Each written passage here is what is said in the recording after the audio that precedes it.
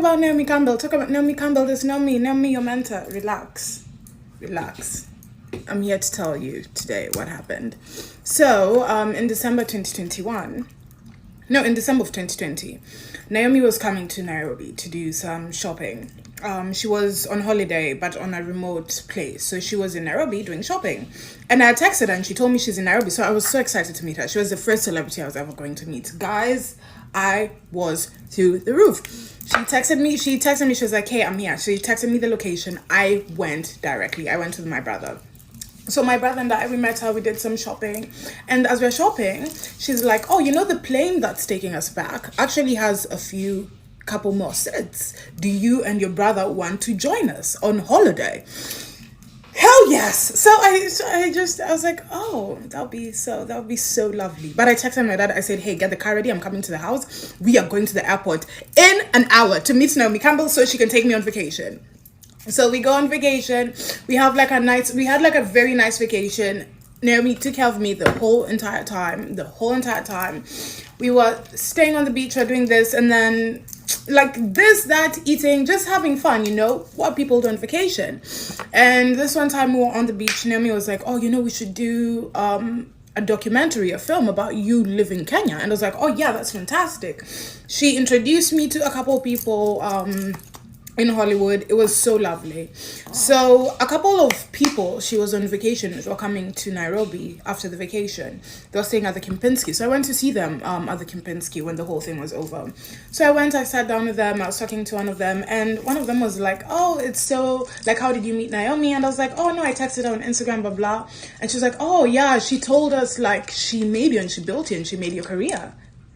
And I was like, what? No, that's not what happened. And I was like, you mean like helped me and like promoted me? And she was like, no, like what you have is because of her. And I was like, oh yeah, no, that didn't happen. It is very important you remember that part later. Okay, so time goes by. March 2022. We have jumped into March 2022. I get a phone call. My phone is ringing. Naomi Campbell. Oh, so I pick up, I'm like, hey sis, like how are you doing? And she's like, Elsa, how dare you? Oh, so I'm in shock, right? I don't know what's going on. So let me tell you what happened, the context of this phone call. So I had just finished the previous year, I had done a documentary on my life, about bullying, about growing up with colorism, all these things, about comedy, where I fell in love with comedy. So the film was debuting at Tribeca Film Festival, and someone from Tribeca asked Naomi if she was coming, and Naomi thought the film was the film she had suggested to me on the beach about me leaving Kenya. So I was like, no, that's not what it's about. I tried explaining to her, and then she was like, I'll sue you for the rights of this movie, and you know I'll win, right? So I'm like, oh my goodness, I'm like, this is crazy. I'm telling you, it's not about that. So I tell her, let me call you tomorrow. And she asked me, like, why didn't you tell me when I told you at the beach? And I was like, you're Naomi Campbell. You know, like, I was starstruck. Like, it took me very long to, like, process that moment. And I was like, I'll call you tomorrow. So the next day I had a flight. The flight I was taking from Botswana to Ghana, where I met that guy, actually. That's the time I was taking that flight. So I was supposed to call her the next day, but it was a 22-hour flight, and in Ethiopia there was no service, so I couldn't call her. So I called her the day after. Immediately I landed in Ghana. So she's the first person I called. I'm like, hey, blah, blah, like, are you free to talk? And she tells me, you were supposed to call me tomorrow. You were supposed to call me yesterday. You didn't call me yesterday, which she was very right about. And she said, I have the Met Gala. And she was like, this is the last time I'm speaking to you. Have a nice life. And she hung up, which I was very saddened by the situation, right? But I was like, if that's how she truly feels, because I respect people's space. So I was like, if that's how she truly feels, fine, it's okay. So I let it go.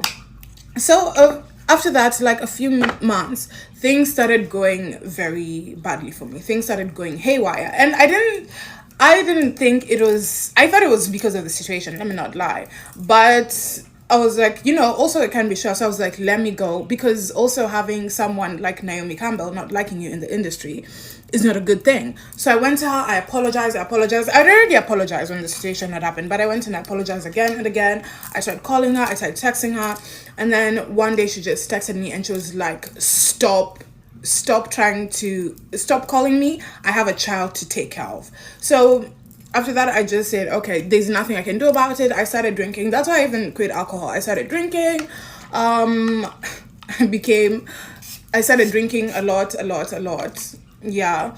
And then, because I wasn't sure why things were going so wrong, and I couldn't put my finger on it. And then a few months later, I met Edward Enifel at a party, and Edward Enifel is oh my goodness, he's one of the people I adore the most. So I was like, oh my goodness, that's Edward, I have to go say hi. So I'm like, hey Edward, I'm such a big fan. And he looks at me, he's like, I know you. And then he said something that made me think the situation with Naomi was causing like some of the trials and tribulations I was currently going through. So I was like, you know what, I need to fix this. So I went to one of our mutual friends and I was like, hey, please, can you tell Naomi, because I knew they were going on holiday together. So I was like, hey, can you please tell Naomi to text me? And she was like, yeah, I'll make sure, and blah, blah. So a couple of days went by, and then Naomi finally texted me and she was like, yeah, I let that go a long time ago. I'm not one to hold a grudge. She sent me a very lovely text. She said, Happy New Year. So after that happened, this was the new year 2023. So after that happened, every single step I made, every single move I made, I told Naomi. Every single thing I did, I told Naomi.